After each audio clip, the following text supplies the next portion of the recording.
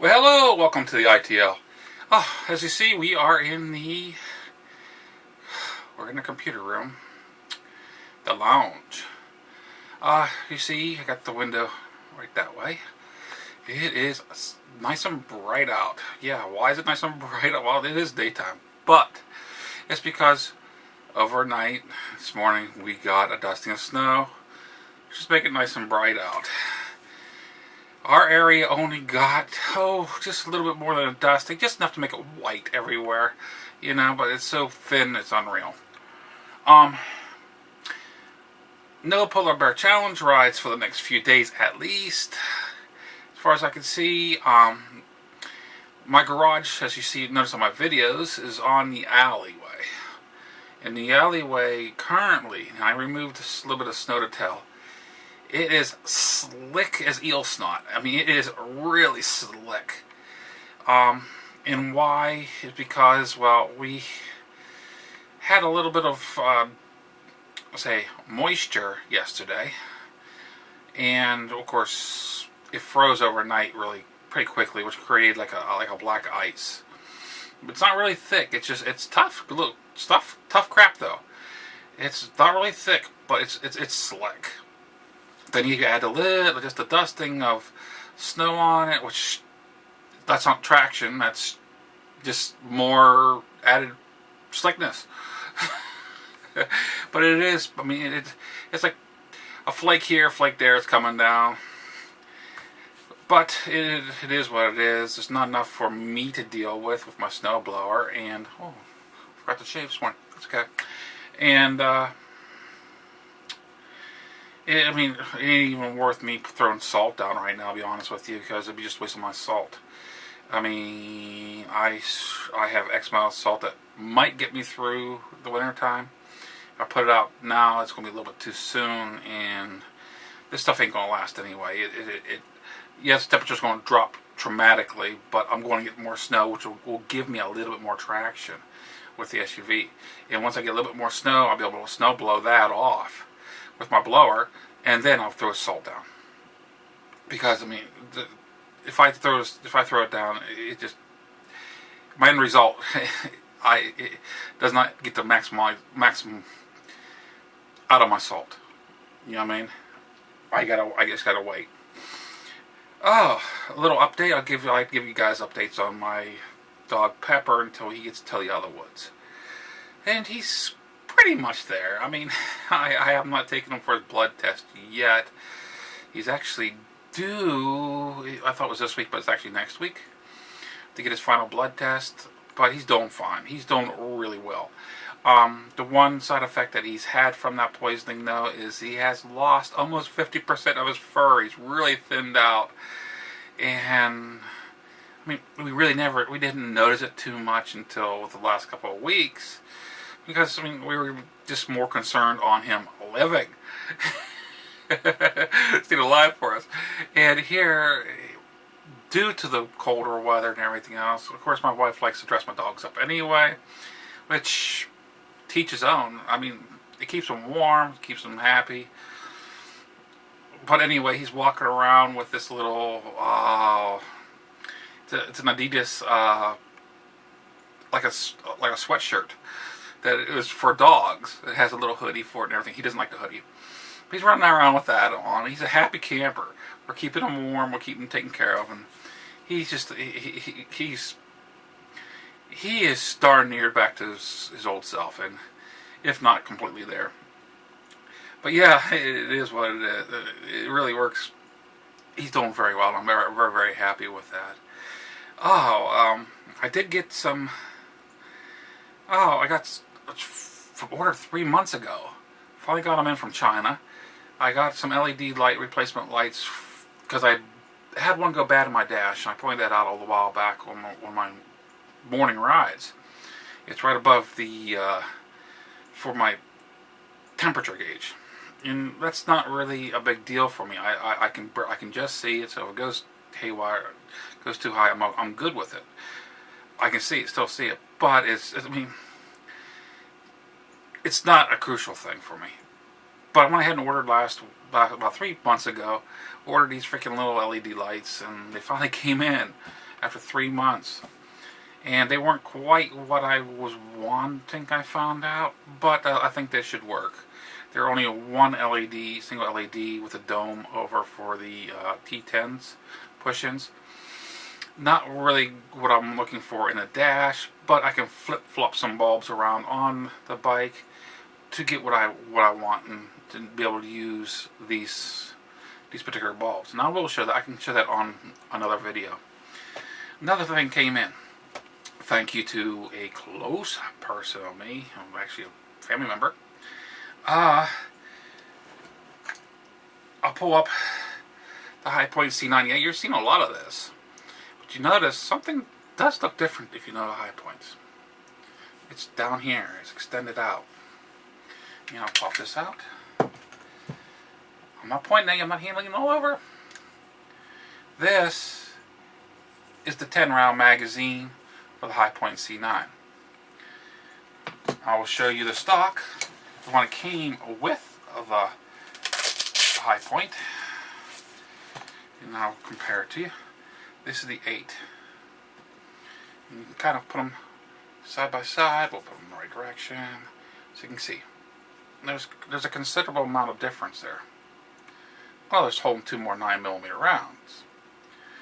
But that wasn't exactly everything that I was wanting to get out of this was 2 rounds. To be honest with you, to buy a second one of these, because the High Point C9 only comes, unless you buy it used, it only comes with 1 magazine.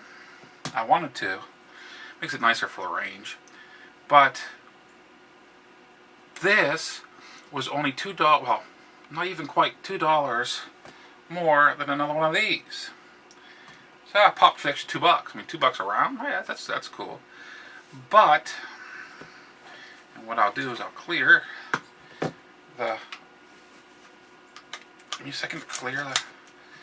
You can see nothing there, nothing there. Okay. Without it, without the 10 round, you can see my pinky kind of hangs over a bit. With it, you can actually see it extending down below my pinky. It gives me a better perch, better grip on the gun. I mean, that's one of the added perks to this. Does it seem to be working well? I mean, is there any problems with it? No, there's no problems. It seems to be working very well. The one thing that I did notice, and this is something, the high points are not what you call close tolerances, really close tolerances anyway, and because I mean they're a cheap gun, they really are. Do they work very well? Yes, I think they work very well especially for the price range.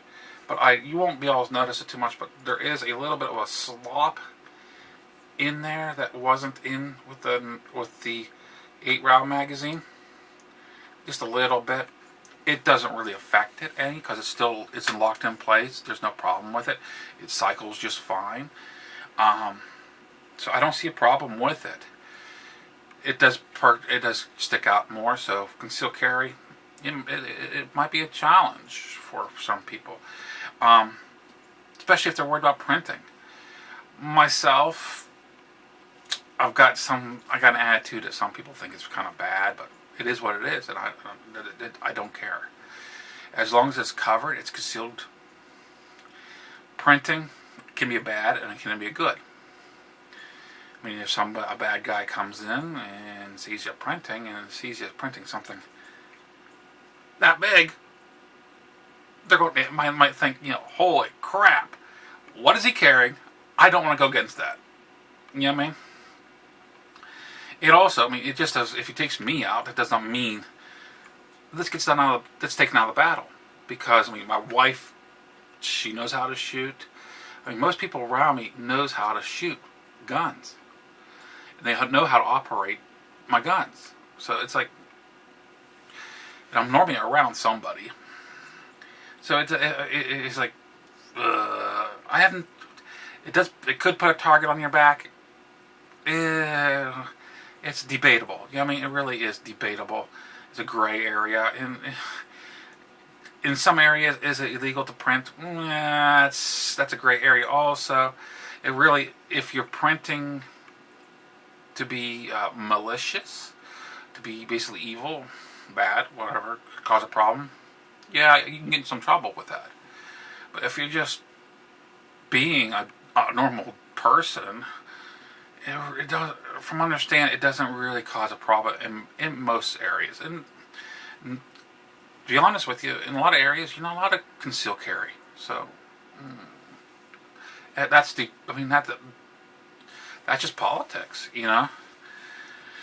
But I don't have to worry about too much about this printing because I do carry a shoulder holster, and that is debatable too if they're any good or not. I prefer the shoulder holster with my build. I have, well, how can I say this politically?